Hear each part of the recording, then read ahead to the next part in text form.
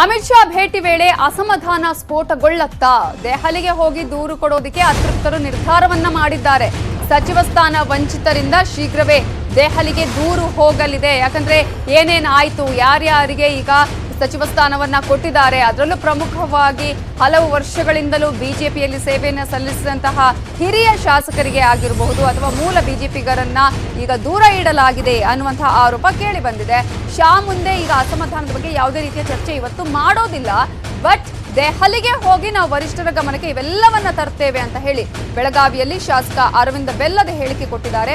ಕೆಲ ಶಾಸಕರು ಈ ಬಗ್ಗೆ ಚರ್ಚೆ ಮಾಡಿದ್ದೇವೆ, ಅಸಮಾಧಾನಿತ ಶಾಸಕರು ಚರ್ಚೆಯನ್ನ ನಡೆಸಿದ್ದೇವೆ, ದೆಹಲಿಗೆ ಹೋಗಿ ದೂರು ಕೊಡ್ತೇವೆ ಅಂತ ಅರವಿಂದ ಬೆಲ್ಲದವರು ಹೇಳಿದ್ದಾರೆ.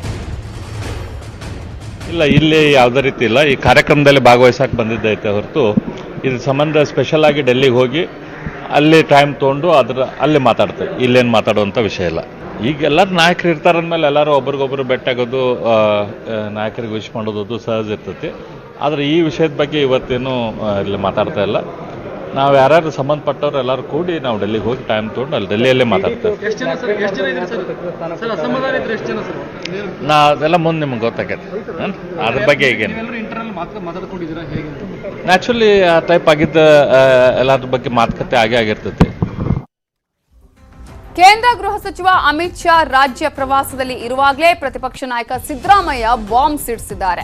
ಏಪ್ರಿಲ್ನಲ್ಲಿ ಸಿಎಂ ಬದಲಾವಣೆ ಫಿಕ್ಸ್, ನನಗೆ ಆರ್ಎಸ್ಎಸ್ ಮೂಲಗಳು ಮಾಹಿತಿ ಇದೆ ಅಂತ ಹೇಳಿದ್ದಾರೆ. ಸಿದ್ದು ಹೇಳಿಕೆಗೆ ಬಿಜೆಪಿ ನಾಯಕರು ಸಖತ್ ತಿರುಗೇಟನ್ನ ಕೊಟ್ಟಿದ್ದಾರೆ. ಯಡಿಯೂರಪ್ಪನವರು ತೆಗೆದಾಕ್ಬಿಡ್ತೀವಿ ಅಂತ ಹೇಳ್ತಾರೇನ್ರಿ? ಯಾರೇ ಅಮಿತ್ ಶಾ ಆಗಲಿ ಅಥವಾ ಯಾವುದೇ ಪಾರ್ಟಿ ಹೈಕಮಾಂಡ್ ಆಗಲಿ ತೆಗೆದುಬಿಡ್ತೀವಿ ಅಂತ ಹೇಳ್ತಾರ? ಬಟ್ ನನಗಿರೋ ಇನ್ಫಾರ್ಮೇಶನ್ ಅದು RSSನವ್ರ ಮೂಲಗಳಿಂದ ನನಗೆ ಬಂದಿರತಕ್ಕಂಥ ಇನ್ಫಾರ್ಮೇಶನ್ ಏನಪ್ಪಾ ಅಂತಂದ್ರೆ ಯಡಿಯೂರಪ್ಪನವ್ರನ್ನ ಏಪ್ರಿಲ್ ಆದ್ಮೇಲೆ ತೆಗಿತಾರೆ ಅಂತೇಳಿ. ಬಹುತೇಕ ತಮ್ಮ ಪಕ್ಷ ಬಿಟ್ಟ ಬೇರೆ ಪಕ್ಷ ಚಿಂತನೆ ಹೆಚ್ಚದ, ಹೈಕಮಾಂಡ್ ಇರ್ತದೆ. ಇವ್ರಿಗೇನು ಸಂಬಂಧ ಅದ? ಅವ್ರದ್ದು ಯಾವುದೋ ಬೇರೆ RSS ಇರ್ಬೋದು. ಅವ್ರು ರಾಷ್ಟ್ರೀಯ ಸೇವಾ ಸಂಘ ಇರ್ಕಿಲ್ಲ ಅದಾವ. ನಮ್ಮ ಸರ್ಕಾರ ಸ್ಥಿರ ಅದ.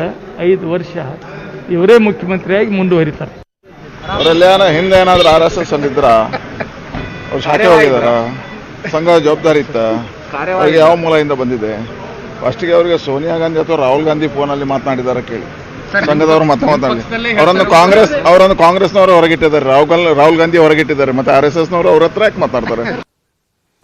ಇನ್ನು 2 ವರ್ಷಗಳ ಕಾಲ BSY ಸಿಎಂ ಆಗಲಿದ್ದಾರೆ. ಅಂದ್ರೆ ಈಗಾಗಲೇ ಸಿಎಂ ಇದ್ದಾರೆ ಆಲ್ರೆಡಿ. ಆ ಒಂದು ಸ್ಥಾನ ಭದ್ರವಾಗಿರುತ್ತೆ. ಸಿಎಂ ಕಾರ್ಯಕ್ಕೆ ಅಮಿತ್ ಶಾ ಅವರು ಮೆಚ್ಚುಗೆಯನ್ನ ವ್ಯಕ್ತಪಡಿಸಿದ್ದಾರೆ. ಬೆಳಗಾವಿಯಲ್ಲಿ CT ರವಿ ಹೇಳಿಕೆಯನ್ನ ಕೊಟ್ಟಿದ್ದಾರೆ.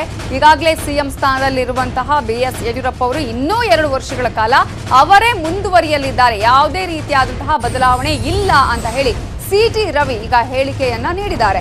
ನಾಯಕತ್ವ ಬದಲಾವಣೆ ಬಗ್ಗೆ ಚರ್ಚೆ ಆಗಿಲ್ಲ, ಸಿಎಂ ಆಗಿ ಯಡಿಯೂರಪ್ಪ ಅವರೇ ಮುಂದುವರಿತಾರೆ ಅಂತ ಹೇಳಿ ಬೆಳಗಾವಿಯಲ್ಲಿ CT ರವಿ ಹೇಳಿಕೆಯನ್ನ ನೀಡಿದ್ದಾರೆ.